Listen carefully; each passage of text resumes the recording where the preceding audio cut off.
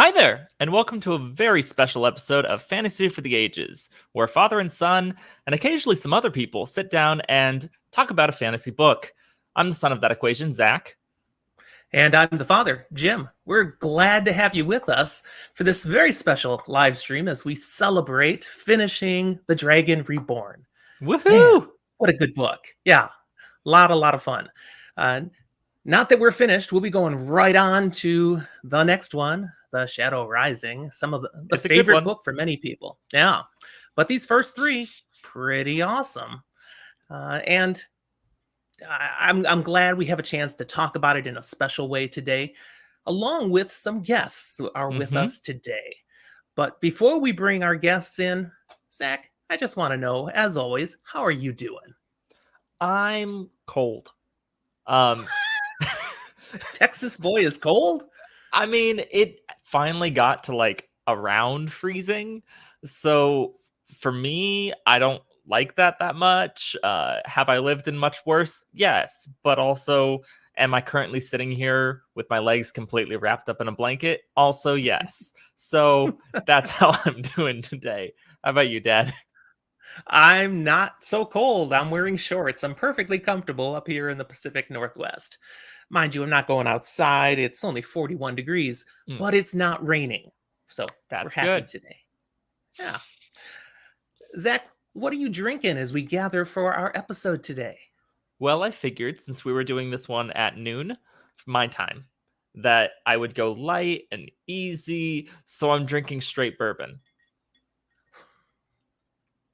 Okay, that's pretty easy. Got it. Well, for me, this is earlier than we usually record something, Yeah. do a live. So it's 10 a.m. on the West Coast. I went with a coffee drink, of course, in our little bling Ooh, here. flex that But merch. yeah, but I did make it as a wattail, our Wheel of Time themed cocktail. So this is called the Dragon Awakes. Uh, Ooh. Yeah, Frangelico, Bailey's, um, a little, a lot of coffee, some Kahlua, and then cream to taste. And I might start doing my coffee every morning that way. That Okay, might be maybe bad not for work. every morning, but like when you can. Yeah. It's pretty tasty. Well, how about we bring in some of these guests and give them a chance to tell us how they're doing and perhaps what they're drinking? Sound like a I good think that idea? sounds like a fantastic idea. I'm excited to see them here. Let's bring them on in. All right, first up, let's bring Drew McCaffrey into the stream. How you doing, Drew? Oh, I'm doing all right. How are you guys doing? We're glad to be here and glad you're here. Drinking some tasty things. Absolutely. I understand you're known for drinking some tasty things too. Why don't you tell us a little bit about yourself and what you do, and then you can get to what you're drinking. Yeah. So I am one of the co-hosts of the Inking Out Loud podcast, book club podcast. We cover all kinds of science fiction and fantasy, but we do it from a little more of a writer's perspective, as both I and my co-host Rob are writers. And then we do some drink reviews at the end, some thematically appropriate drinks for every book, which is kind of crazy to think about. That we're I think over 150 episodes in, and I've had a thematically appropriate beer for all but the very first. And That's it's insane. freaking amazing, the beers you find. I don't know how you do it. It's uncanny how well they match up. Yeah, I end up casting my nets far and wide. That's commitment. Unfortunately, I'm not drinking anything exciting today. I have a couple of hockey games later this afternoon and evening, so I'm just drinking some water. Hydration, the order of the day. Understandable. Zach, you once upon a time said something about water, about what a dangerous beverage it actually is. Oh yeah, dihydrogen monoxide kills so many people every year. It's a big problem in our really our whole world. Yeah. Well, as you said, everyone who drinks it dies. Mm-hmm. It's true. 100% true. All right, next up, let's bring and welcome to the stream Joe Perry. How you doing, Joe? Welcome. I'm doing fine. How are all you doing today? All thumbs up at this point. Joe, Most of the people here with us today already know who you are, I guess. I bet your show has really been elevated and noticed because of some other show that went on television recently. I don't know what that's about. But Were Joe, you trying to tell say we're us, riding on the coattails of Amazon? No, they're I think riding they're on riding yours. on yours, Oh, actually. okay. Yeah. I heard a story that's partially true. That I was talking with we were talking with Nablus a while ago, and he mentioned that the marketing people really were hanging on the Wheel of Time content creators to kind of spread the news of the show.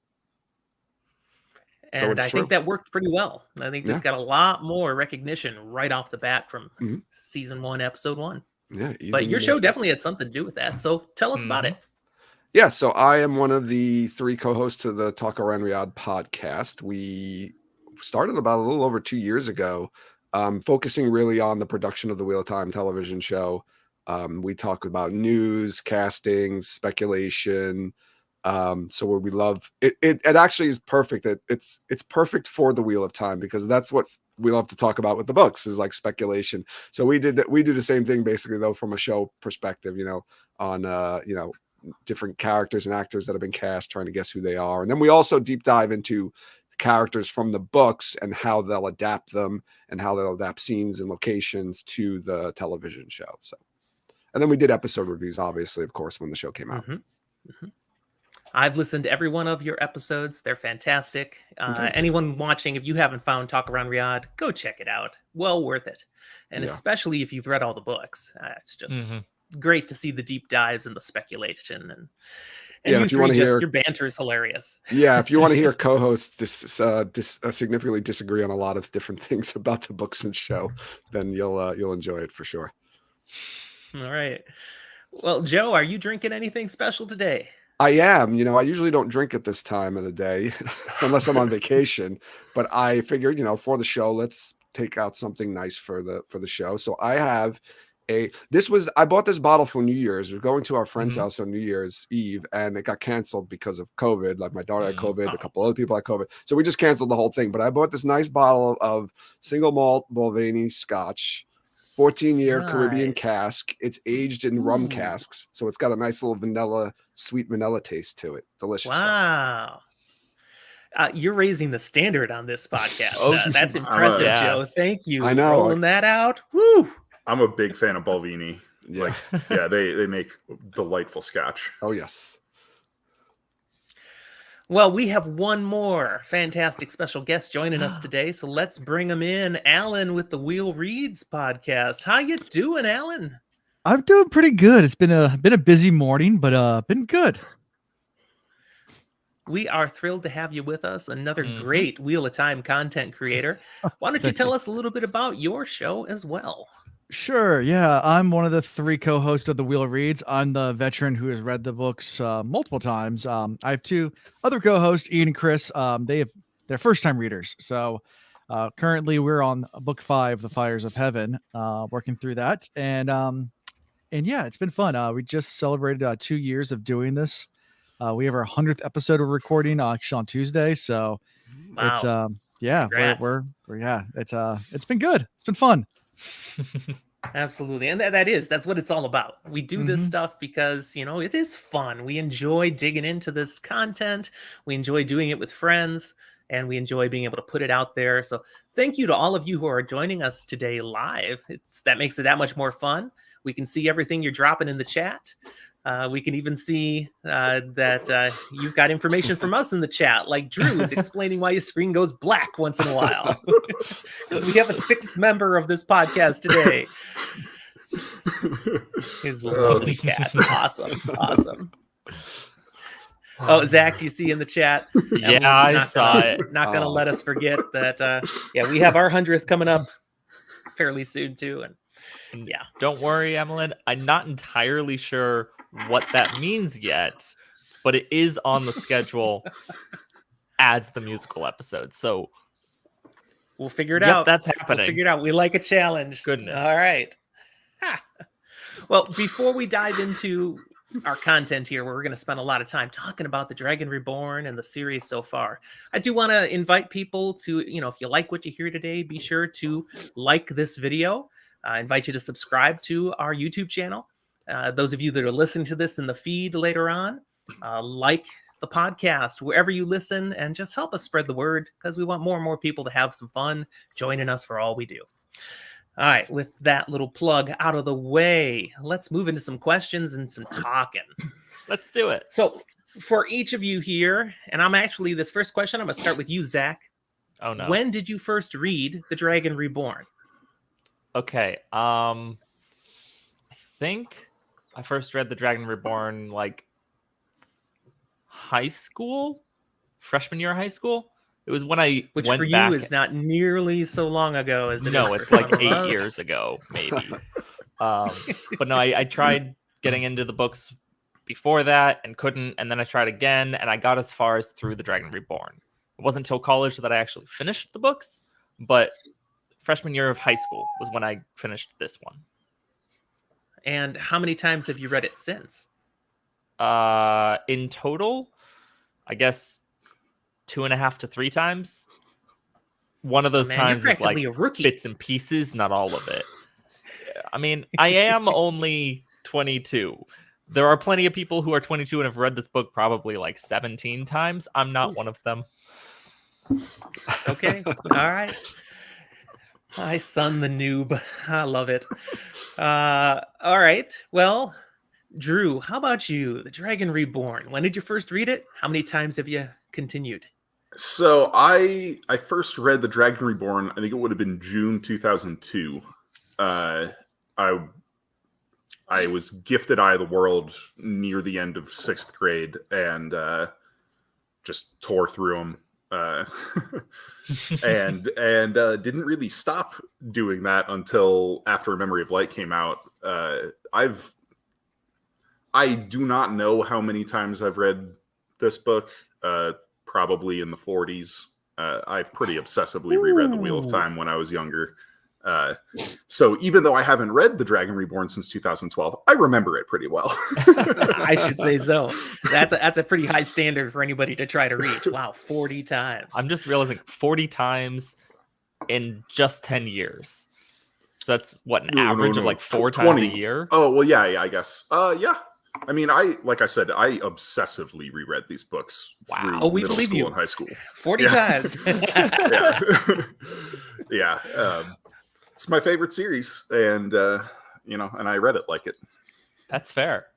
Yeah.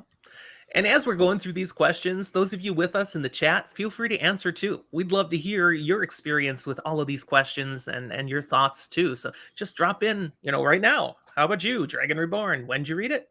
How many times? Joe, what do you say on this question? It's very blurry because I was a teenager. I was the late teens when I read this. I started reading this series in the late 90s, like 98, 99. I think it was around the time Path of Daggers came out is when I started reading. So what you're saying is I might have been born. Yeah. Yeah, you might have been born. He's a 99 baby. You might have been you were probably in diapers at the very least. And Jim that's was not a changing reminder them. I needed. Not There's those visual days, please. for the watchers. Yeah, so it was the late night. It was probably like 98, 99, somewhere around then I started reading the books. And you know what? I would do rereads as well, and I never would get through the entire series. So I probably read the first 3 books, especially because it was always book 4 kind of would always where I would either stop or get slowed down or something like that. So I probably read this book probably about maybe 5, 6, 7 times, somewhere in that area. I don't really know. I never really counted or kept track of it, but somewhere in there. I've read it a lot of times. Yeah, and I just read it recent. I read it in 2020. I started a reread when we started the podcast. So I actually did the audiobooks in 2020. So they all start, meshing together though. So totally. Alan, how about you? Sure. Yeah, I guess the first time I read it was a lot later than I think everyone else. 2010 was when I first picked up Eye of the World. And it was a funny story. I actually accidentally found the series, and I've told this story before, but I don't think I've told it to you guys. Back in, I guess earlier in 2010, I started a nonprofit called Eye of the World. Had nothing to do with the book. And everything to do with the Grateful Dead song Eyes of the World, and a nonprofit that I started to sail around the world.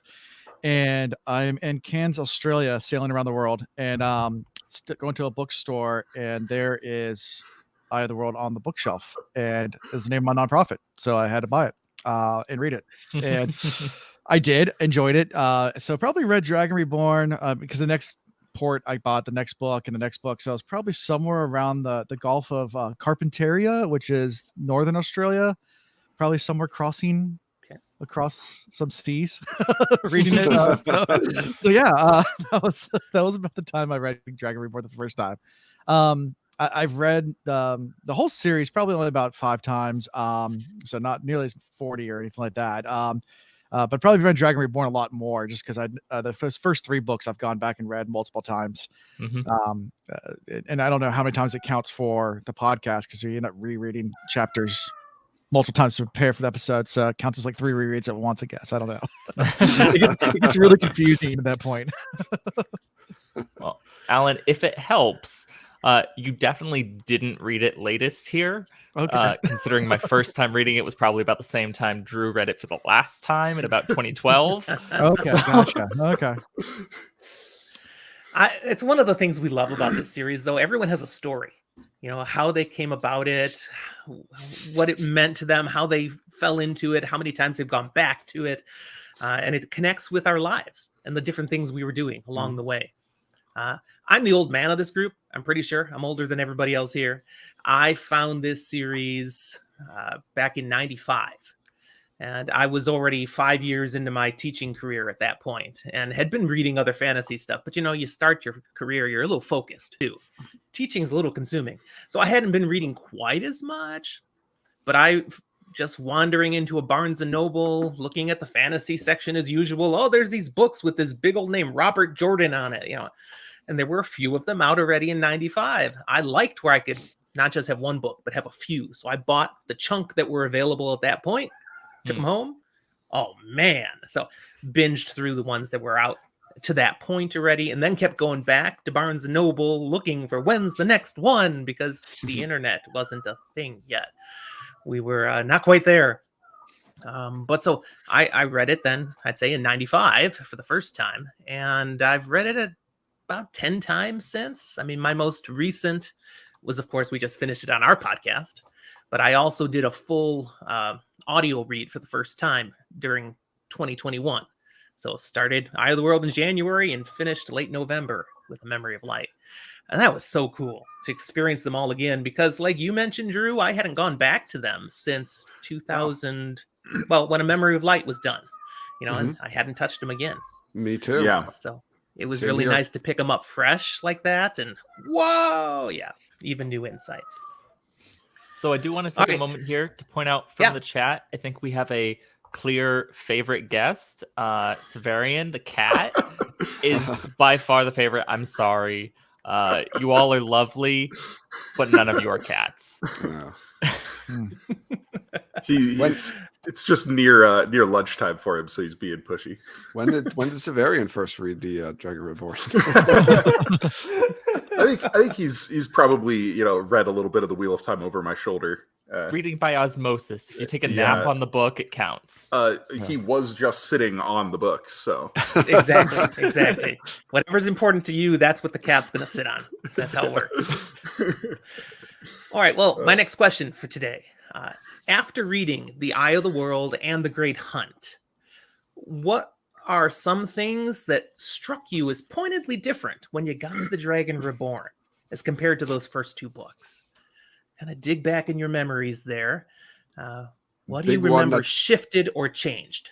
Yeah, I think the biggest thing, and I said this before we went live, when I was, you know, jokingly saying like what book we're talking about. This is the one where Rand is barely in the book. He's Ironically named. Yeah.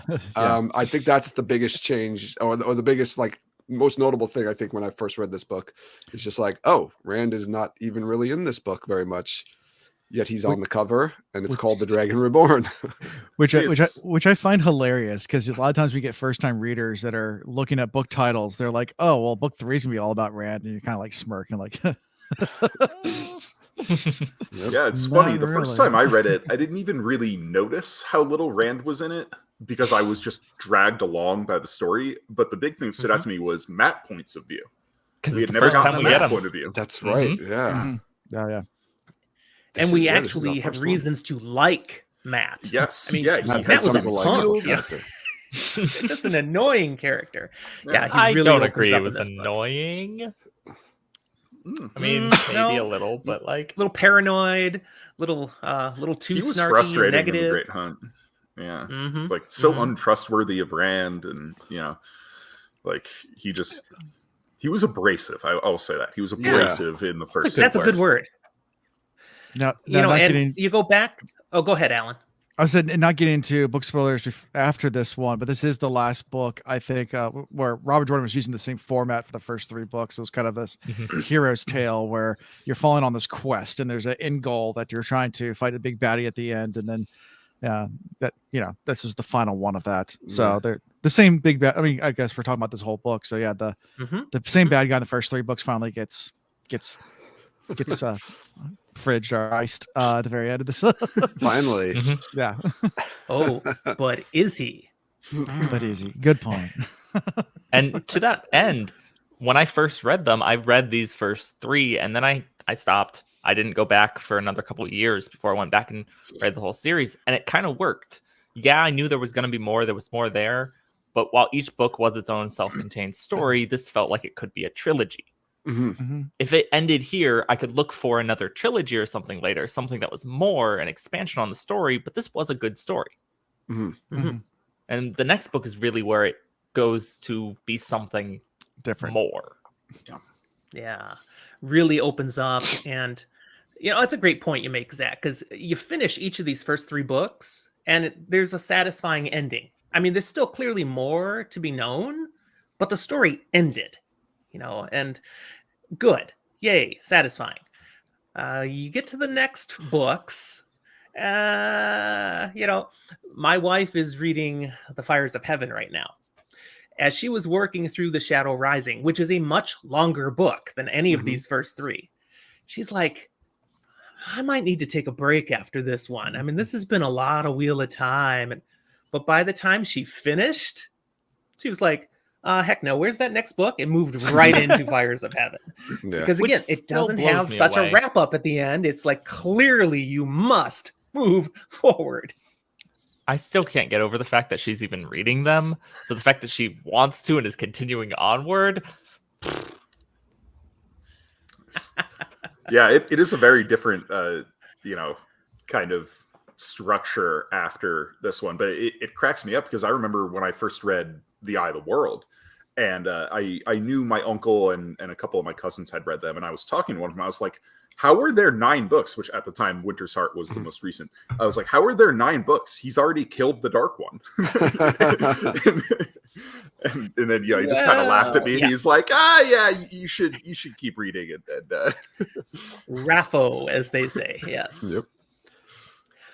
Any other thoughts of stuff that struck you as particularly a different tone, or just, wow, this is a big change between Dragon Reborn and the first 2 books? Rand's insanity is built up a lot more in this book. I think that's part of why Robert Jordan wanted to, reduce the amount of page time Rand gets. He wants you to be worried about him. He wants you to wonder what's going on inside Rand this whole time. And that doesn't work if you're in Rand's point of view for the whole book, like you are in Eye of the World and Great Hunt. And so I think the tone of the book is a bit darker, a bit more like intimately dark. Like Great Hunt has some full-on like horror moments, like Fane nailing the Murdral to the barn door and things like that. But this one has a more intimately dark feel because you're worried about the main character in a way you haven't been through the first 2. If anything, the previous book there with those moments has little vignettes of horror, whereas this takes an actual darker tone for the entire book. Yeah, and I feel when we see that even with the women and their whole Black Aja quest has that suspicion, paranoia, and real danger in something that's completely not connected to our other characters. Yeah. I think what we do get of Rand 2 is very, like, it's not confused. Well, it's almost confusing, some of it. Like, you can tell Rand's not in a good place. And from his point of view, the story's a little bit confusing at points of like what's actually going on with him. He doesn't seem to be well in a great place mentally. So I think that also adds to it because, like, exactly what Drew said, like when you do get Rand, you're getting these weird, bizarre little clips of him, and you're like, what's going on with him? And then that's it. Then you don't go back to him, and you're wondering, like, when am I going to get to a rant? You're like flipping through the book. When am I going to get to a rant chapter? What's going on? Is he okay? Yeah, you get him like waking up from nightmares, and you get him being chased by dark hounds and dark friends and gray men, and so every time you get one of those points of view, you can't catch your breath with him. Yeah, because he's on the run. He's not only running to something, but he's running from something, and that just ratchets up the tension throughout the book. Yeah. Yeah, to in the sense of our podcast where we're spoiler light, we'll tell you now, if you're a first time reader, looking ahead, this book foreshadows a little bit what will happen to some other characters. We had a lot of time to say, where's Rand in this book? Well, there's so many plot lines developing. You'll have your time to say, where's so-and-so in other books? Trust us. Yeah. It happens. All right. I have a quick fire question for you now. Now, for our watchers and listeners, quick fire means we're not going to talk about these. This is just something they can easily give us an answer. We're just going to go around and see, what do you think? And what this one is, then, I'm asking is, from the Dragon Reborn, which point of view character did you enjoy reading the most? So, Matt. Alan, you go first in this one. Sorry, I just said it, Matt. Matt. All three at the top give us Matt. Yeah, Drew, Matt. Joe, Alan, give us Matt. Zach, what did you All say? around, it's Matt. It's the first time we get him. Yep. And we Wow, love we are so boring because I'm a Matt guy for sure as well. Unanimous. This is Matt's And book. if- I mean, yeah, just between him getting healed, and then also the fight between Galad and Gawain, and then with Tom, and all the stuff with the luck starting to really ramp up, and there's just a lot of good Matt, and the fireworks. And there's We can't so forget the much. fireworks. Right. There's so much that happens with Matt that has series long impacts and consequences that were just little things thrown in with Matt here, but they're huge. Every last one of them. We had a tough time talking about Matt in our podcast through the Dragon Reborn because there was so much we wanted to say that we can't say yet. Can't say, just this is important. Oh yeah, this is important. Hey, this is important. Again and again and again. Yeah, I bit my tongue a lot. All right. Next question for a more full discussion. Many have heard that Robert Jordan's initial plan was perhaps just to write a trilogy. And that kind of seems to make sense the way these books are structured. Although by the time he actually published the third book, that change had was completely changed from that plan. So along the lines, though, of understanding this was maybe the original thought. I mean, fantasy trilogy was already a thing. The Wheel of Time does really open up differently in book 4. We've already alluded to that a little bit, and we're not going to dig into that much yet.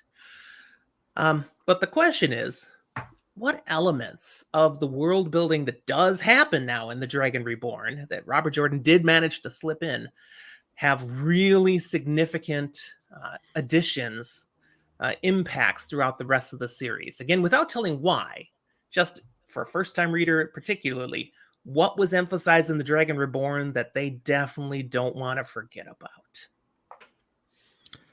So go for it. I was going to say, go ahead.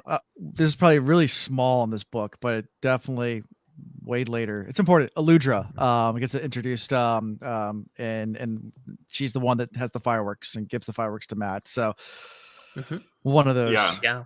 There's a super minor character in this story, but pay attention because, I mean, we actually met her in The Great Hunt. Sure. Yeah. We got more of her here for sure. And then just, as you say, the introduction of fireworks and Matt's discoveries of what fireworks can do. Yeah. Tremendous impact later in the series. Yeah, I was going to say there are 3 that leap out to me, and Aludra and the Fireworks was one of them. The other 2 are Balefire and The World of Dreams. I was going to even say Kalendor too, and that one, Kalendor, like just like Aludra, Kalendor comes and goes, throughout the series. So, and Kalendor feels obvious because it's feels like it was the point of the book. But the reason I think you need to pay attention to it is not something that you can necessarily see until you've reread. No. Yeah, it's very mysterious. It the reason for it reason for being there, and it's you think it's just there as like a sword in the stone type deal, and his man's gonna run around and just use this thing and destroy everything with it, but that's not its purpose necessarily. Also, for Right. the first time, we get really serious Aiel. I mean, I know Aiel's been. Yes. We've met Aiel in the Great Hunt, where was it Urine comes in and talks to them in the Great Hunt. Mhm. But here we meet Gull, we meet Avienda, we meet Rourke, we meet a lot of really important Aiel, and that and we start to actually flesh out some of the Aiel culture that had been hinted to in previous books, but here you get to see a lot more of it. So that's Right. Yeah. I mean, we had Aiel mentioned in the Wheel of Time. We got to see a couple different instances in the Great Hunt, but yeah, totally opens up in the Dragon Reborn, and get used to Aiel. They're not going away. Yeah. And Yeah. I was going to say too, and though you probably don't like her now if you've only read up to the Dragon Reborn, but Fael is introduced in this book. Yeah. Oh, you might not like her after many other books too. It's possible. I wasn't going to say that. I I'm a wasn't person. going to spoil anything. But you might Jim. love her. Absolutely. Yeah. Sure. Some There are people some do. who do, and I even would say I'm more of a Fael fan, not diehard, but like, nah. Yeah. One other thing I'd say not to sleep on, because we get to see a glimpse of it in this book, and that's tower politics. Yeah, we get some good Mhm. tower stuff. I like Yep, the the cat's agreeing with Elaine and that. Nynaeve and Egwene in the tower. I enjoy a lot of that. A lot of that behind the scenes tower stuff going on too. That's really good. And the Black Aja too. Mhm. Right? This is Right. where we really get into Black Aja a lot more. Like in the first book, Yeah. they're not even existent. In the second book, there's a little bit. You get that basically that little clip. It's just really Leandrin, right? In the second book, is that the only one Yeah, we really get? kind And of, the yeah. third book is where we really get into Black Aja, which is really Right. fascinating and interesting. That plays out through the entire series. I'd really Now, say that- while this that- could have been a trilogy, this book really has so many different threads and pieces that start as like the start of something. Mhm. And so it was the intent of when he wrote this one, there's gonna be more, and so he put these Yes. seeds in the ground to pay off later. Yeah, by the time Eye of the World came out, it was already planned for 6 books. Like he came to Tom Doherty, with his proposed outline. He said it'll be a trilogy, and Tom Doherty was like, "Let's give you a 6-book deal." And then I think it was around Fires of Heaven or Lord of Chaos that he was like, actually, it's going to be 8, and then it became And 11. eventually it's like, and we'll then just it keep writing became checks. Whatever. 12, Keep and then it going. became 14, and yeah. I'm There's sure one other Tom thing Doherty that was part of that jumps- too. He probably said, Robert, let's make it a little bit longer. Come on, add Yeah. some more books into there. These books are selling to be great. selling. Just keep it Yeah. going. One So, other yeah, thing take that's your time. referenced in the Dragon Reborn that I want to highlight is really big to remember. Is this is the first time we get mentioned, and it happens a couple different times, that there is a way to turn a channel. Yes. Oh, Yes. That's going to be really significant. That won't go away. It's not going to be like in your face a lot, but don't forget it. it gets One forgotten. has an of the important biggest place in the Chekhov's series. guns. It Yeah. is a Chekhov gun. Oh yeah, way later payoff. And then- Way later. also, I think it's this book. Is this when we first get dice in Matt's head? Yes. No. Oh, yes. He doesn't. Yes. He doesn't hear Oh. the dice in his head until later. Yeah, wait. Drew's read these books Okay. more. We must listen. Okay. Go ahead, Drew. I'm- Okay. This is when the Sorry, I the this is when his luck runs rampant, but he doesn't Yes. start hearing the dice until I believe Lord of Chaos. I'm gonna or actually maybe hop Fires in of Heaven. and hesitantly, because I know chat will come at me for this, correct you, Drew. One of the chapters in the Dragon Reborn does end with him making some comment about he feels like there are dice that are So- spinning. And so it's not a direct saying, but it is Yes. kind of. When he's leaving Tarvalon, he It's has in this. here already, I think. Really? Is it? I thought it was in Tarvalon Think when so. It's either that or when he makes the wager in Camelin against Komar? Komar, but ultimately Gabriel. Because I know the dice don't stop. We don't get a scene in this book where he's No. like, something happens and the dice stop rattling in his head. Correct. The first time that happens, I believe, is when he walks into the Wandering Woman. Yeah. I would agree with that. I just thought they started rattling, but I knew they hadn't stopped yet. But Did you find it, Dad? I All saw that you pull time. out a book. No, I gave up. I picked up the book. I gave up. No. I'm not gonna make people wait for us to search through the books. There is one do more wanna- thing I want to mention from chat. Yep. They mention specific characters the first time we really see them. And we're going to see them more often. And that's Gaul. Yeah. Gaul's great. We love Gaul. But then even tied in with that, don't forget about Gnome. Gnome, yeah. Oh yeah, no. The wolf brother in Jara. Yeah. so That is another good one to remember. Absolutely. I did look it up real fast. According to Dragon Mount, in the Dragon Reborn, right after being healed from the Tainted Shadow Logoth, Matt begins to feel the sensation of dice tumbling in his head. So it's right then, There like it when he is. first wakes up in Tarvalon. So this is before he escapes. Yeah. So Drew's gonna check his book now because it's Drew's got like, Crunch no. Face. it's just on He's got Dragon Mount. Crunch Face. I didn't go to the book. I just went to Dragon Mount. So I don't know. That could be. It's on the forum. It could be inaccurate. I'm just. Yeah. I want to, while Drew's looking that up, I want to drag in one other question from the chat. We got Jordan putting in here that 6-book model in mind that was kind of thought of as this book was being written. Was Rand's insanity ramped up faster than might have been if the length of the series was known back then? What Can do I you go think? first? I have a thought. Yes, Zach, go ahead. You don't have to raise your sorry. hand. It's not class. I've been really jumping at the bit for this one because I think it's a really amazing job that Robert Jordan did by taking Rand mostly out of the book for this so that he has plausible deniability. Because looking back on it, I look at this and go, it's partially that, but it's also like 90% sleep deprivation. Rand is going through all this journey and he's not sleeping. And if he is, it's not well. Yeah. And that causes insanity in and of itself. And he's alone too, don't forget. So he's Mhm. alone with his thoughts, right? There's nobody there to ground him. So True. he's just probably thinking the worst. And so is Rand going insane? Yes. Is it taint insane? Maybe. Yeah. It's more like stress, maybe, right? Like stress induced. Could be. Could be. Being alone with all these thoughts in his head, all these I mean, if just try to put yourself in his shoes, even if there was no taint, you'd probably be a little mentally unstable at this point. Good possibility. Like it. Well, Drew, do you have an answer for us? I have read the first 5 pages of the chapter that Matt wakes up, and there's no mention of Okay. this in his head. So it might be a wrong quote from Dragon Mount. Yeah. And that's my fault. I think we're Which just happens. So fast. I thought it was All later on when he goes out and he's gambling to get Yeah. money to leave Tarvalon. I thought it happened. But Yeah, I'm pretty sure like when he gets on the ship, maybe that Maybe. chapter ends with him like thinking about how the memory of dice rolling is in his head or something like that. Let's see, Sure. the Woman of Tanchico, the first ship. You know, and if the 75. research team in the chat wants to look through all this too and help us out, please do. yeah. We'll take help Crowdsourced. and information from anywhere. I'm used to derailing podcasts. It's fine. Just Well, tangent is the art of podcasting, is it not? That's true. Okay. I'm going to move us on, though, to the next thing I have here. And this is a trivia question.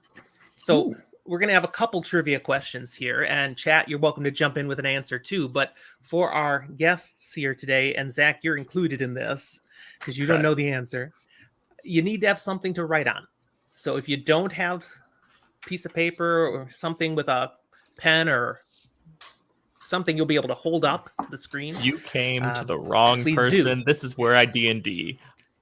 You think I don't have something to make notes? All right, so I'm going to ask a question. You'll have some time to think about it. Literally, I'll give you 10 seconds and write down your answer. And then we'll trust that you won't change your answer then. But at that point, we'll just have everybody hold their answer up to the screen. And we'll see what we all have. So here's the question. Rand al'Thor massively dominates the character point of view in the Eye of the World. He still has the majority POV in The Great Hunt. Now, there are many others given points of view segments in The Great Hunt, but only Egwene actually cracks more than 10%. It's still Rand over 50% of The Great Hunt. Now, as we've already said, this really changes in The Dragon Reborn. So Who do you believe has the greatest percentage of POV when measured by word count? Okay, so 10 seconds.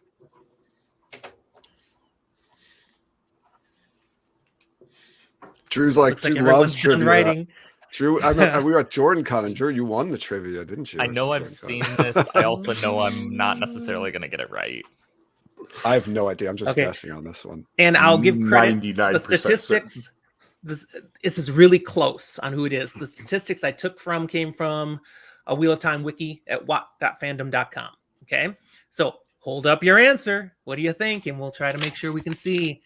All right. Alan's got Nynaeve. Joe has Matt. Drew has Perrin. Zach has Perrin. The answer is actually Egwene. Really? Whoa. I was torn between Perrin and 33% Egwene. Egwene. Perrin is 31%. So Yeah. they are Okay. like side by side. I was thought this that they close to evenly writing it. distributed between the girls, so I wasn't It's sure. pretty I was close. like, I kind of wrote them off because I thought we got like Yeah. Egwene, Elaine, and Nynaeve perspectives. You know, we still don't get that much of Nynaeve's perspective yet. Wait, We get True. Egwene talking about Yeah. Nynaeve. I mean, she's in it a Right. lot, but Mhm. Nynaeve herself, that kind of has to wait till later on in the series. Yeah, That all right. surprises me that she had more than Perrin.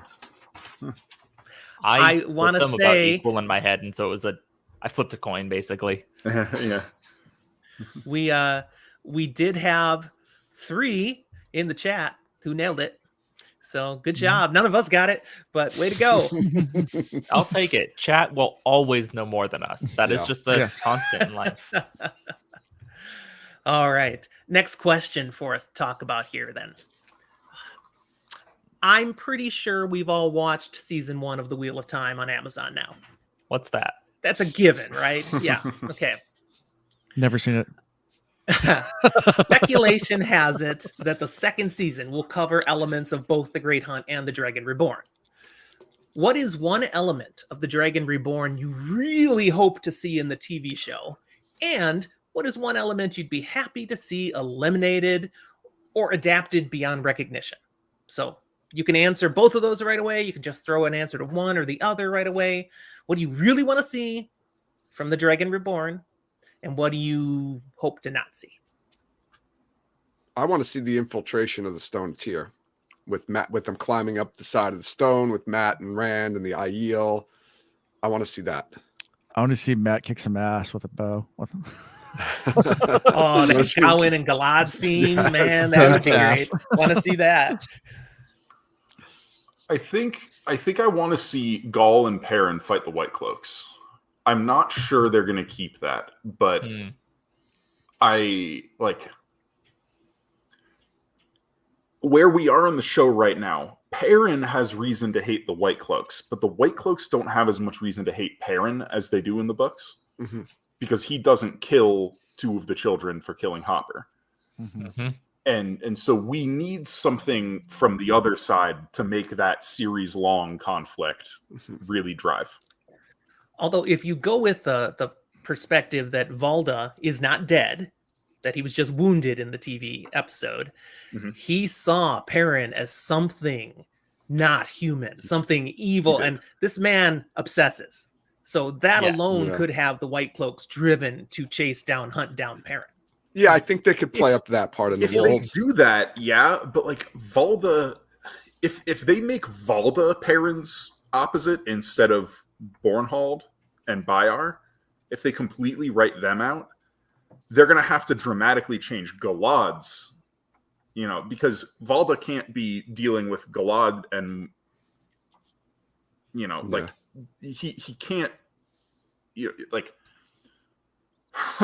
I'm trying to say this without spoiling things. Yeah, I see the struggle. Valda I'm like, can't be in it's 2 fair. places at once. Yeah. Like we see Galad in the Dragon Reborn reading the White Cloaks book, and we see Valda outside Tarvalon, and we see the pressure on Tarvalon that Valda is putting on them.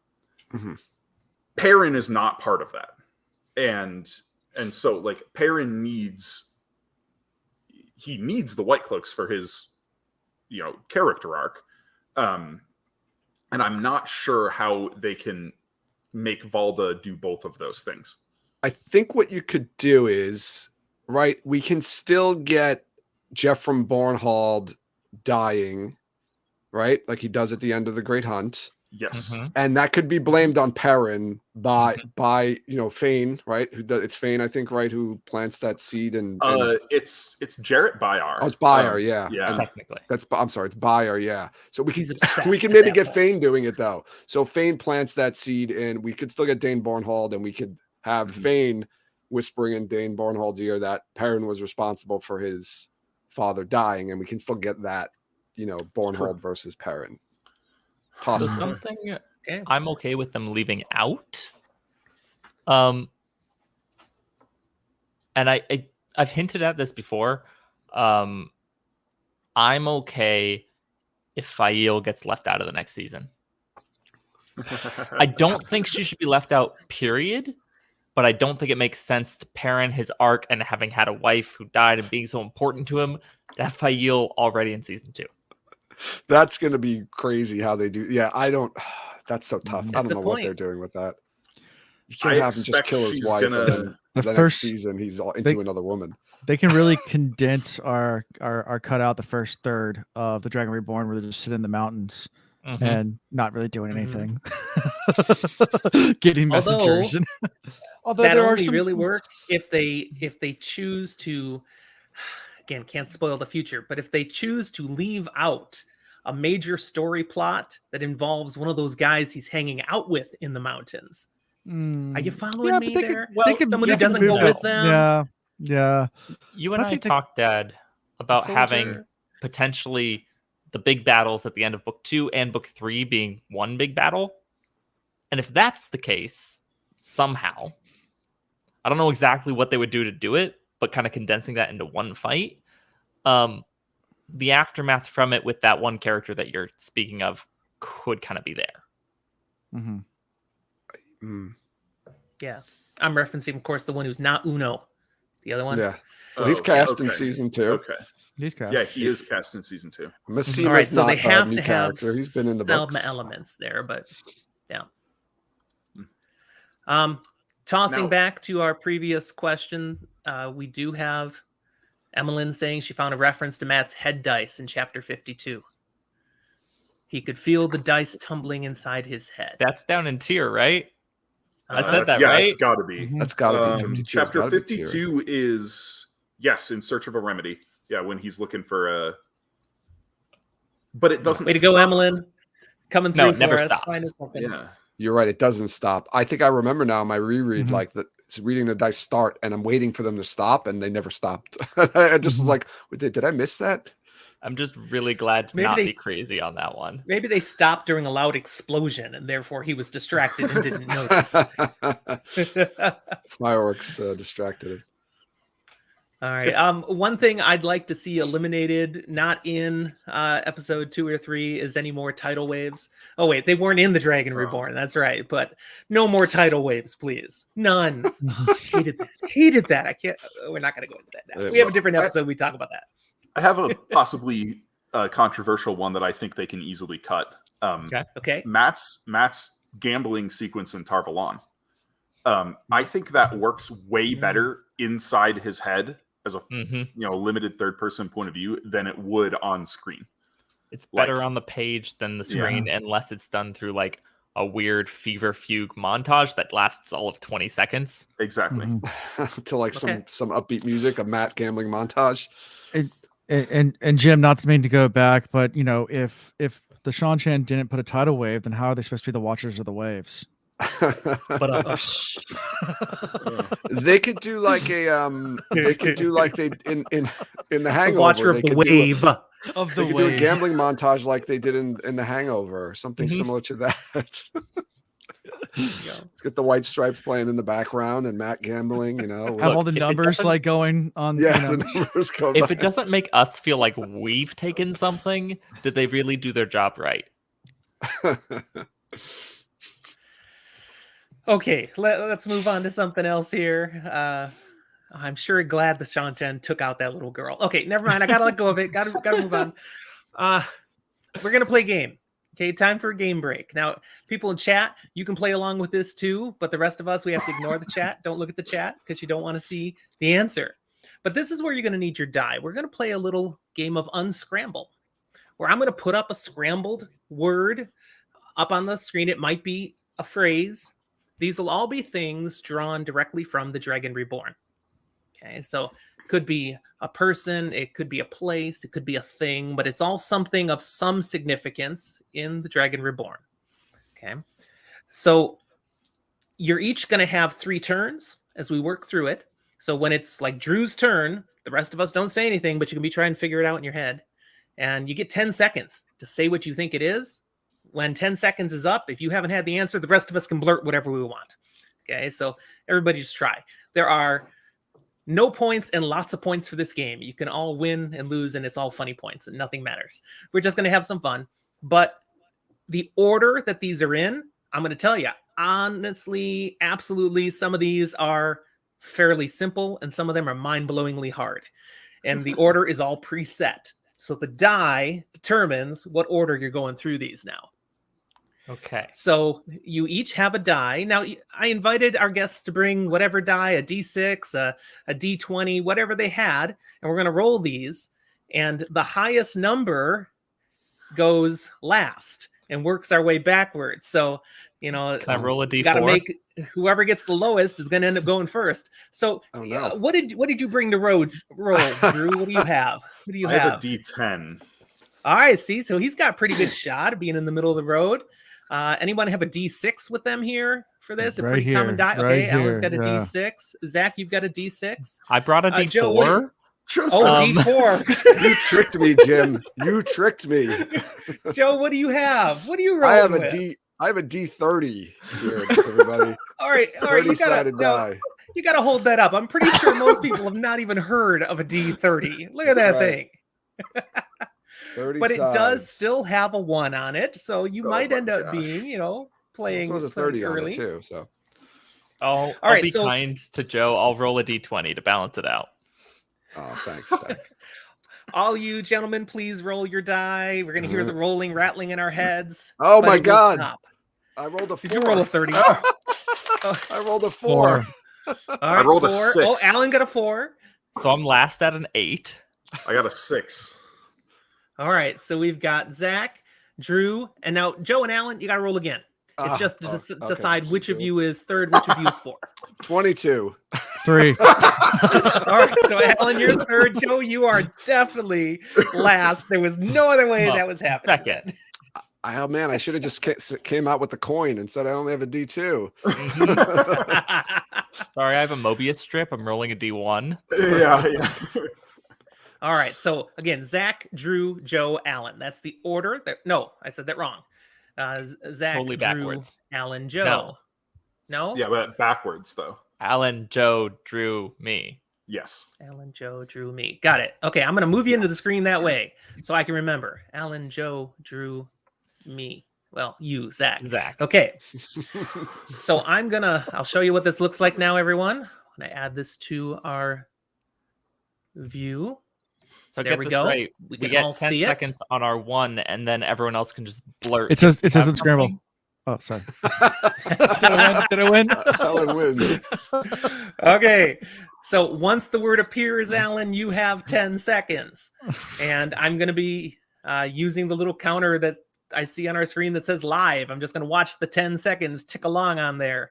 So once that's up, I'll go, eh. If you haven't guessed yet, anyone can blurt. And again, don't look in the chat in case I'm they are horrible at guessing. these. And if you're listening So- to this later, most of this makes very little sense to you. But you'll hear us at our frustration. All right. Here's the first one, Alan, and time begins now. Wow. Oh, I know it. Balefire. Yep. He's got it. Ding, ding, ding, ding, ding, ding. Balefire. Now, if I'd been really smart, I would have then put as the next slide the correct spelling, but I didn't think that far ahead. So trust us. I definitely That thought was it was Balefire. Well Fryblade. done, Fryblade was a really valid option. Fryblade. And we do have Balefire from Jordan. There's a little delay in the comments. So actually, if they're putting it in, we may not see it until we've already had our 10 seconds up. That works out pretty well. Because since Jordan put Balefire, I'm assuming he didn't write it after you gave the answer. I'm going to give him faith that he was with us.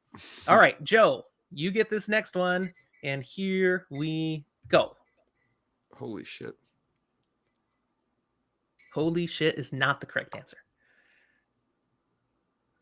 Something the something. Anybody?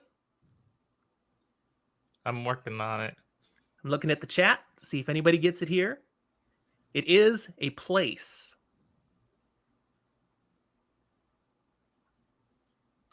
Is it We get to. It's in Ilion. is it easing the badger? It is easing the Oh, yeah, badger. Which I was hint, trying to make the letters we'll work, be and I was like, back. I couldn't tell. Okay. Nice. That was a good one. All right, Drew, we're up to you now. And Oh, here boy. your 10 seconds begins now.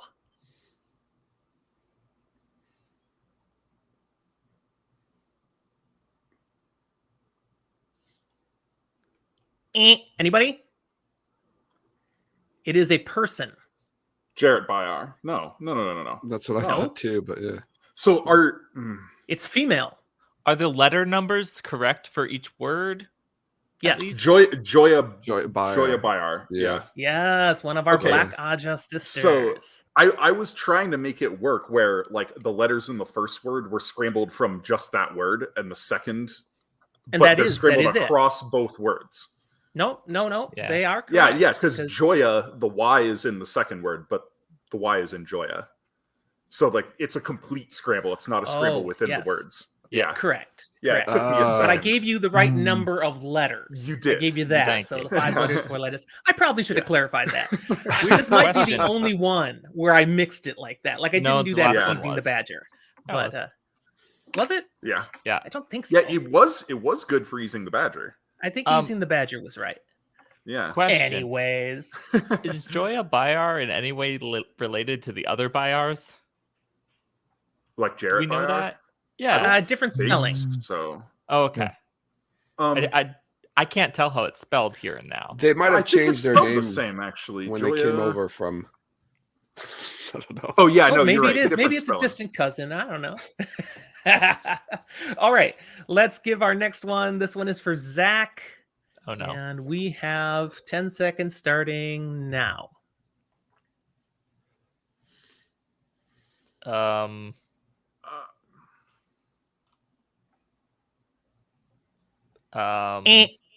It's an item.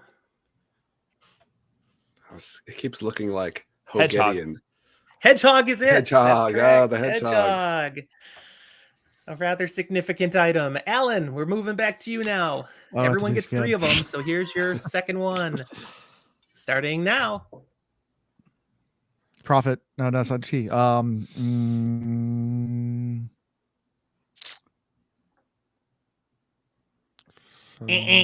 Anyone? Hopper. Hopper. Oh, That's right. Hopper. Sorry, I was nasty on this by making it look like profit without the T. That kind of Yeah. screws with the brain. It Yeah, does. it did. That was I was like, intentional, profit. No. yes. But good old Hopper.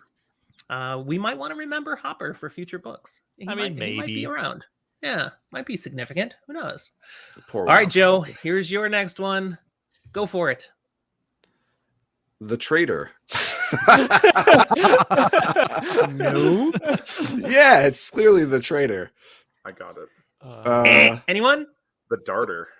The Darter. That's right. the boat. That blazing fast ship. Not that the Which girls took boat is down the to tea. Dart? Is that the one Egwene, It's Nynaeve, the and really slow one that The one they end pick up in being stuck Jureen. on. Yes. Yeah. Yeah. Just the barge. or Ironically something? named. By the Yeah. way, it's still the Traitor. No. All right, Drew, here we go. Is this one word or two Two words? And they're not blended. Okay.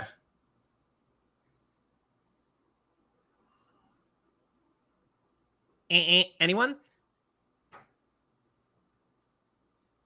These are beings. Murdral? Is How the last many? one Murdral? I think the last Yeah. one might be, but are you missing an R or something for like 13 Murderall? Well, it is No, 13 13. merge No, roll. 13 merge roll. Am Oh, I yeah, just yeah. spelling that's it. wrong in my brain? You're spelling wrong You're in your just brain. spelling wrong All in the your letters brain. for 13 are there, and I'm just dumb. They are. That's okay. Yeah, And you're good. Skeeter's got this one in the chat. I see we did have a few who got Hopper, but he's got 13 merge roll. Way to go, Skeeterish. Well done. I thought that one was going to be easy because I thought, man, I'm not even hiding merge roll. It looks like merge roll, even messed up. I Yeah. was wrong. I was apparently. stuck on the first word. I didn't even like start looking at the second one. It's like, what the hell is this? There you go. There you go. Something significant about 13 merge roll. I think I'm All just right, bad we at spelling are up 13. to Zach. Here you go.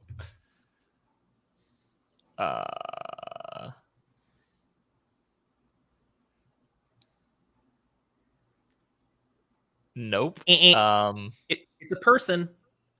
Gabriel. Yes. Gabriel. looks Gabriel. Sorry, Gabriel, Gabriel. Good. Lord Yeah. Gabriel. Is it an There you AE go. in Gabriel? Yeah, it is. Yeah. Gaebril. Yeah, Gabriel. Gerbils. Gerbils. Nice. Just All hiding right. things for later in the cheeks. One more time around for everybody. Alan, here you go. Jesus.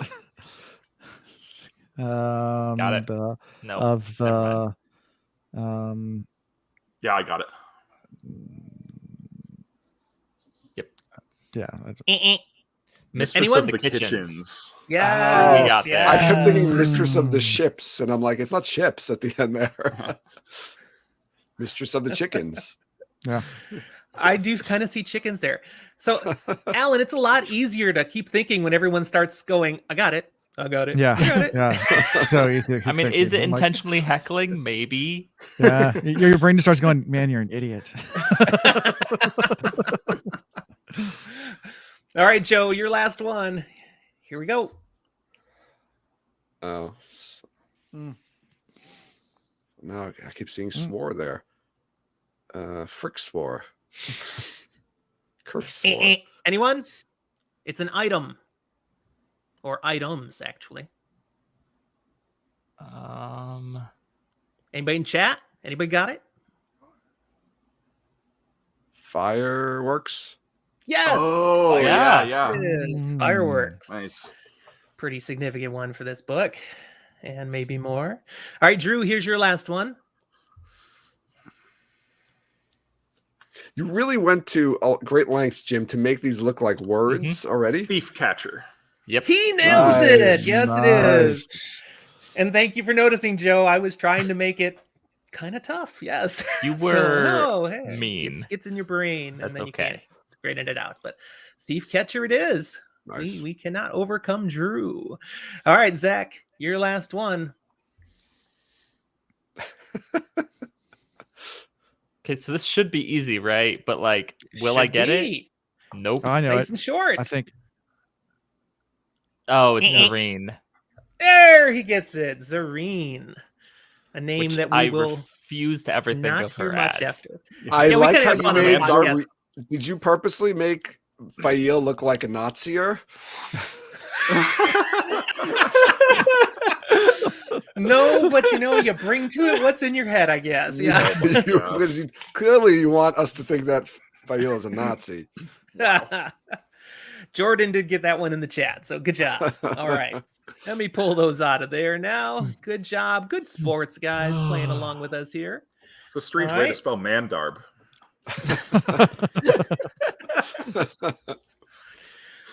All right. I just want to, for the next question, it's kind of a geeky fanboy type of question. Just this book is so full of great moments. What's some of the best ones for you? What did you just absolutely love? Matt taking out Komar and Tyr. I love it. Like when, even though he's using weighted dice, they still, land in Matt's favor. And Komar's like, "What the heck?" That's a great scene. Yeah, one of those. And when he just just drops it cathartic on, moments. Yeah, where he so casually shares, I know who you are and why you're here. Yep. And he even hooks him into, and if you've done anything to those girls, and he's like, I haven't even touched them yet. Wait a second. That was Matt Great making scene. a bomb. out of fireworks. Yeah. Blowing the Yeah. crap That out he of had this no thing. idea what he was doing. Just shove it all in there and light it on fire, see what happens. Yeah, it's like totally like a kid, right? That's like a 12-year-old boy right there. Oh yeah. Matt's got a lot of good ones. I think we talked about it before when he fights Galad and Gowan and just beats the crap out of them, even though he's like not even at 100% strength. But I like when Egwene when they're captured in Tyr and Egwene goes into Teleran Riyadh and shields. Is it Joya? I don't even remember who she shields now. Yes, two yes, people it's Joya. technically. The first one is Joya. Joya and another. Then Amigo. Yeah, that's a really awesome moment, and that's like one of those like expansions of Teleran Riyadh scenarios where you really start getting ideas of what can happen in there and mechanics of Teleran Riyadh and channeling within Teleran Riyadh. Awesome. Yep. We've got some good ones being dropped into the chat. I like how Cheyenne. That was just one that I wanted to mentions this one. mention. Just I have casually a- vilifying. I have one of my like low-key favorites in the whole series is when Matt is like sneaking into the palace and he overhears Komar and Robin talking and then he runs into Talonvor and he's like, how did you come into this garden? Elber's on the main gates. He's a fool, but he would never let anyone wander loose in the palace. And Matt insults the guy and he's like, he grew angry when he learned I'd come from Tarvalon, and he wouldn't even give me a chance to show the letter or mention the daughter heir's name. He said he would arrest me if I did not go, so I climbed the wall. That bloody garden wall again, the officer muttered. It should be built 3 times so high. Love it. Matt does have a lot of good moments in here. I enjoyed that moment when he and Julian are fighting inside, fighting their way down to the cells, and he accidentally takes out another High Lord. High Lord by Darlin. putting his no, he'd Oh, already no, taken no, out he Darlin, fights and then just Darlin putting and his then staff another up on his one. shoulder Over the takes shoulder, out the yeah. next one. Dang. Yeah, that was fun. What else? I want to highlight Perrin, especially at the end, actually getting some time to be a badass in Teleran Riyadh. Is it controlled? Absolutely not. But it's really fun to see. Okay. Even him working right when he goes and works the forge for that one guy and the guy gives him the hammer, which is another thing that we didn't mention that's kind of important down the road. Significant. That's a huge significant moment that we kind of forgot about. Yeah, that's a cool scene too when he's just thinking his way through things, working at the forge, feeling a little bit of a little taste of home and who he is. Right. I also really like the scene where the Wonder Girls have been captured and they're breaking out from the brigands. There is a beautiful line from Robert Jordan, where they Egwene like channels into the lock. It says the chain fell to the floor, the Murdral staring at it snarled, and the outer door swung open. Black veiled death flowing in from the night. That is just yes. That is Really some well writing said. right there. Yeah. That is an awesome scene. Yeah. I know some people have argued and theorized that Nynaeve uses balefire in that scene. She does. She definitely does? It is? 100%. She has no Okay. idea what she's done, but Egwene knows what she's done. She Okay. recognizes it from her own, Is vision. that technically then the first use of balefire in the series? Rand uses it against Darkhounds earlier in the book. Okay. But yeah, let's see if I can find Skeeter's the got a good Balefire one he heavy tosses in here too. This moment of humor. I busted out loud laughing the first time I read this with Perrin and Fail, or Zareen at that point. My name is Mandarb. Yeah. Yeah. Perrin laughs, yeah. Perrin freeing Gaul was a good little Yes. scene Oh there. yeah. That's a great scene. A different dance. When Gaul tells it like the real story of what happened Yeah, to exactly. Fael, It's like, not what that other guy's story. Yeah. On the flip side, something that is less triumphant and more kind of like morbid. Early in the book, seeing the finality of Min's visions with the Tinker Woman who blood on the face is like, oh, maybe we stopped it, and then like, no, that she still dies. This attack still happens. Was really cool. I don't think we're gonna get it in the show, but I think it's really cool. How about the first appearance of Shaidar Haran?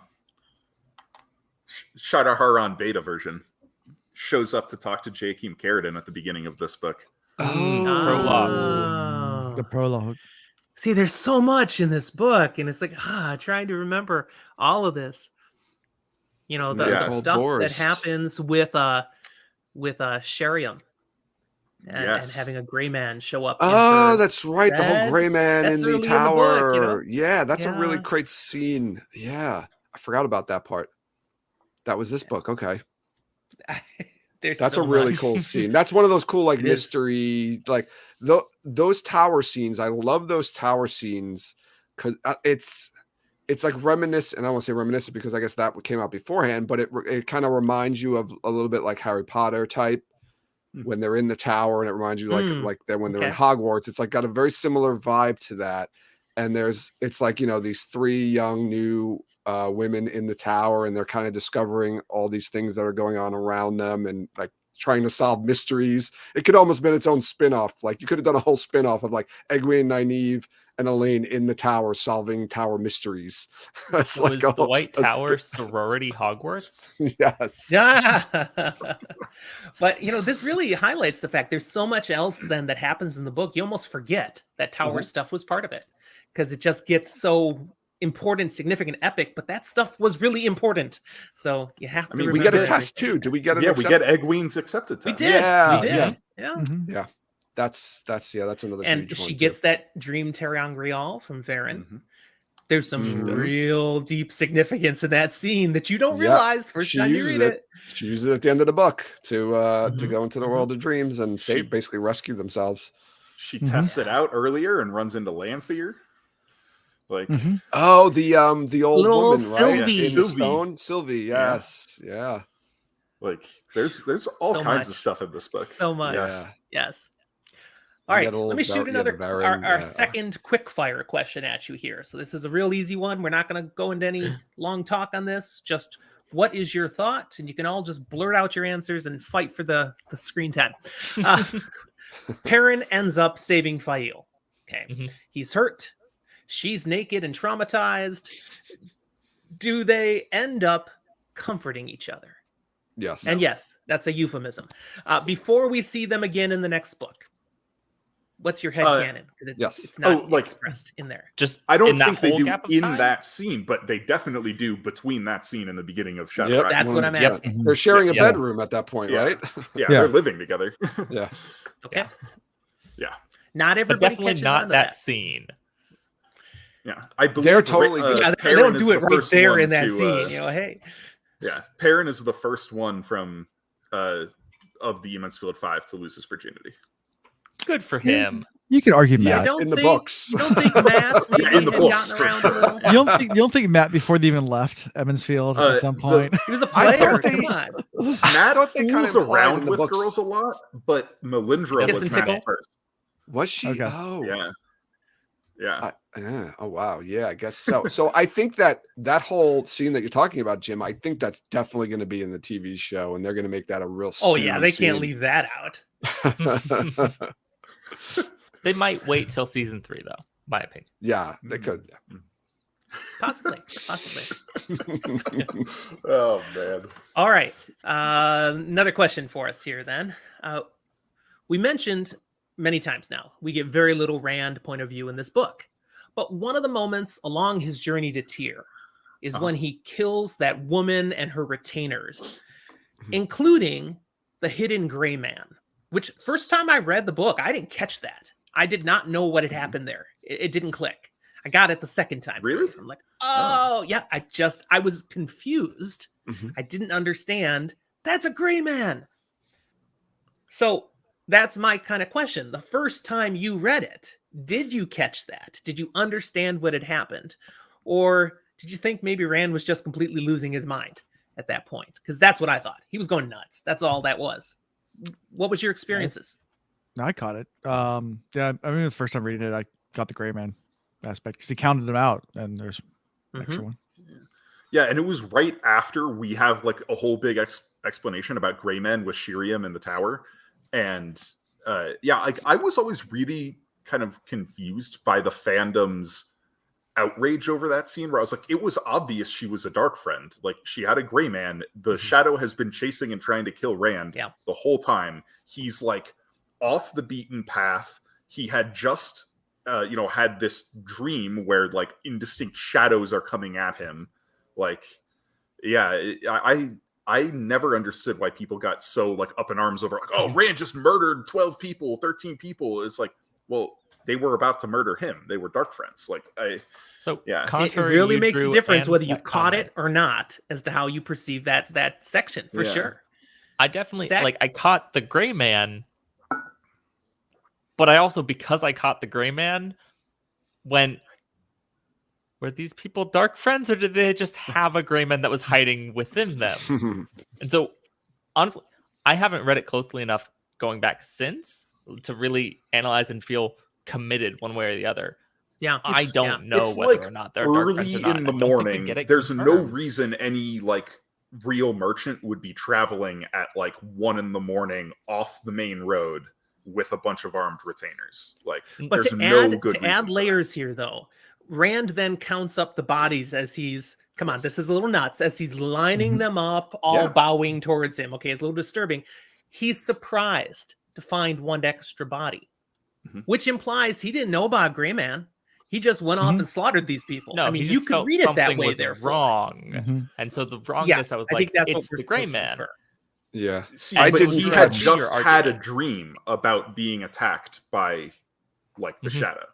Doesn't he try to lash out at Egwene? And Perrin.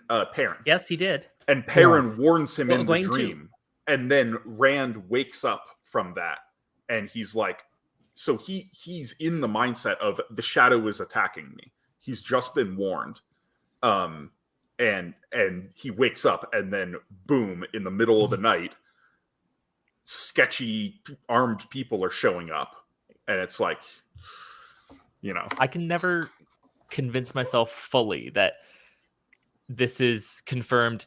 Yes, they're all dark friends, rather than we think they're dark friends. They're probably dark friends. It would make sense if they're all dark friends, just because I feel like we never get that final confirmation. So I did not catch the gray man on my first reread, but I did assume that they were dark friends. But I think regardless of them being dark friends, it was still a brutal scene of him just killing a bunch of people, regardless of them being dark friends. Right. And without a lot of information to go on. Yeah. Yep. Yeah, exactly, Alan. That's the 100%. Like, did he know 100% that they were dark friends, or he just kind of woke up from that dream and was like, the shadow's attacking me. These must be dark friends. I'm going to kill first, ask questions later. Yeah. This seems a little sketch. Take them all out. Yeah. All right. It's definitely one of the scenes from the book that people have talked about. There's different perspectives and some debate. Definitely. All right. I've got one last trivia question for us. So if you still got that piece of paper, flip it over or grab another piece of paper. I'm going to shoot one more question at you, and you'll all have 10 seconds to write down your answer if you remember it. Alan's already given up. That was my last sheet. I got a new sheet, fresh sheet ready. And people in the chat, get ready. Go ahead and drop your answer in too. Here's the question. Matt Cawthon defeats both Galad and Gawain with his quarterstaff. And Hamar goes on to tell the story of the greatest blade master of all time, who was beaten only once by a farmer and his quarterstaff. What was the name of that greatest blade master? All of the trainees knew it. Who was he? 10 seconds. This is indeed trivia. Joe's like, are you kidding? I knew you were gonna. I knew what the question was going to be as soon as you started, and I was like, I don't know the answer to this one. All right, if you have an answer, hold it up to the screen. What do we have? It starts with a J. It's not Jared. It's a G or J sound. Drew's got it. Jerome or Jerome. I'm going to give it to you, Alan. That was close. I put Gerard. Joe? I was like, it's J something. Yeah. I like Joe's answer. I mean, why not? Conan? Hey, He-Man. But the power of Grayskull. I was going to put Mad Mardigan, but I didn't think I could spell it out. And Zach, you were like, that guy. It was a J, and I could clearly in my brain picture that wonderful extra that Amazon Prime did with the artistic style. It was very well done. Yep. But I'm like, do I remember that guy's name? Nope. Heck no. Nope. I was thinking Nah. the same thing, Zach. I was like, they even did the little Wheel of Time Origins animation about him, and I couldn't They just did. remember. They did. Another one of those things from this book, though, that is significant for the future. Mhm. To remember how effective someone can be with a quarterstaff, Mhm. especially against a watermelon, right, Zach? We've talked yeah. about that. It's a mess. All right. One last question for us today. Thinking back to when you first read this book, what were the greatest unanswered questions that you were left with? I don't know if you can remember that now, but can you think of one or two questions where when you hadn't read anything else, I've read the Dragon Reborn and I'm like, what? What was I want the to deal know. with the? I don't understand. Yeah, we talked about it. We mentioned it. The Gray Man in the White Tower. There was a lot of speculation on that, like Yeah. who killed the Gray Man. We had no resolution. Yeah. Well, we know now who it is, but we didn't at the time. Yes, but shh. No, I'm We not know. gonna say. Yeah, that I remember that. I know being a Emmeline with us in the huge- chat definitely doesn't know. So Yeah, that was a huge I remember reading about that on the fan sites and things like that. Speculation on the Wheel of Time FAQ, if anyone remembers that. Yeah. There was a whole section on that. Other big questions you remember having? Does it count to just list a character as a question? Where Which was is to Rand? say Sure. Celine / Lanfear / everything with that, Sylvie. especially with delivering through Bear Lane. Yeah. That- yeah. That Final letter at the note. end. Mhm. Oh yeah, Going, what is she up to? she keeps appearing. That's like second time she appears too. Like at the end of the the Great Hunt, she shows up, and then now she's delivering a letter at the end of this book. It's like that feels like endgame stuff, but like at my point, I was going, I know there's 14 books. Is a Shamael really dead? Legit question. Absolutely. Not again. I honestly don't remember if I had any like big burning questions. Yeah, I don't. You may have remember lost either. it in the 39, 40 additional reads since then. So It's hard to go back to that first read. Mhm. What you're Yeah. thinking, right? That was 20 years ago. Yeah. Yeah, Like- I can't remember at this point. Part of it might matter of were you able to go to book 4 immediately after? I was not. Sure. So because I was like 12, like I didn't like I got like allowance money occasionally, but I didn't work. I didn't have, like money. I do remember it was like June 28th or something like that. I was out running, like I was hanging out with my friend Tim, and his mom had to run errands, and she brought us with him.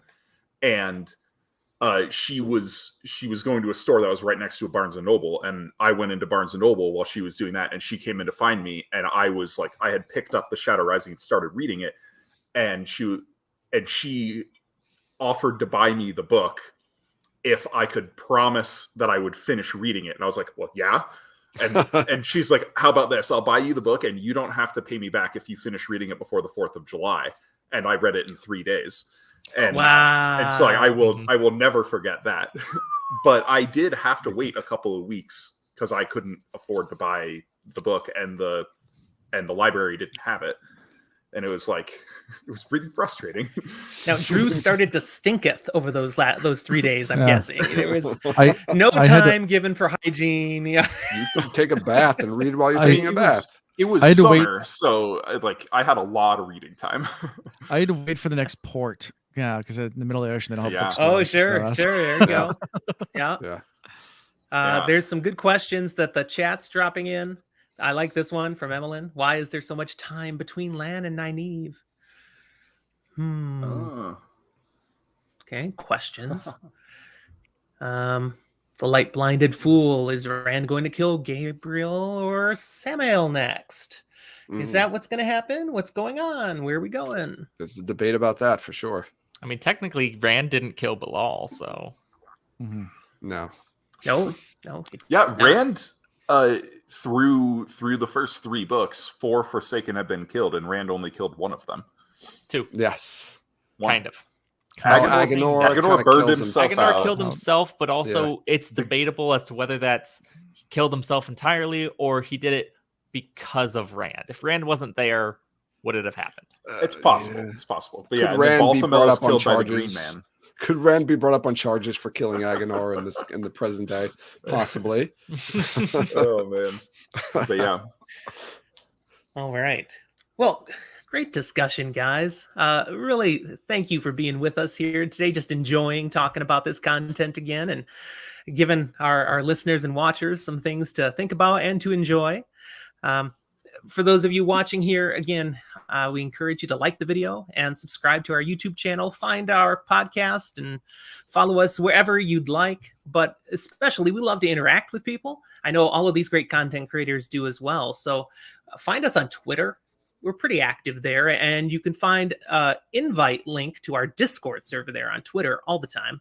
It'll also be eventually in the recording of this video too. Come join our Discord server. Lots of people talking all the time, including some of the people you've seen in the chat today if you've been with us live. We do have, all the usual ways you can find us: Facebook, Twitter, Instagram, even an email that no one ever uses. But we'd love to hear from you. Drew, how can people find you and Inking Out Loud and interact with you? Yeah, so we have a Facebook group, Inking Out Loud Podcast, and a Twitter as well that is at IOL Podcast. And then, just like you guys, we have our Discord link pinned on our Twitter feed, and we got a pretty fun community going over there. Especially if you're a writer or an aspiring writer or whatever, just want to talk about your own work. We have a couple of writing channels, so yeah, it's a good time. Awesome. Joe, how about you? How can they find you? How can they interact with you and your team? You can go to our website, www.talkaroundriyadh.com. There's links to all of our social media and Discord there. You can find us wherever you listen to podcasts: Spotify, Apple, Google, Stitcher, everywhere you can find podcasts.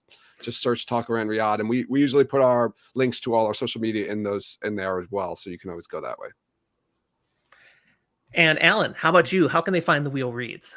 Sure. TheWheelReads.com is our website, and find links to all of our social media as well. At The Wheel Reads is our handle on everything. So pretty much just go to Google and type in The Wheel Reads. You'll find us. We're on lots of different platforms for the podcast and YouTube, TikTok, everywhere. So yeah, The Wheel Reads. Just type it in somewhere. You'll find it. Okay, what is the scary thing? TikTok. Wait, what?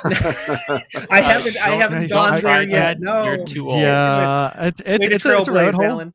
It's a rabbit hole. And I decided to do it kind of almost as a joke, and it's a lot of fun actually. There's a lot of Wheel of Time TikTok, like Watt Talk. There is. Hashtag Watt Talk is a lot of fun. There's a ton of them, and they're really good. They're just shorts, kind of like if you remember like Vines back in the day, and like the little short videos, and then I guess YouTube has YouTube Shorts and Instagram has Shorts or whatever, Reels.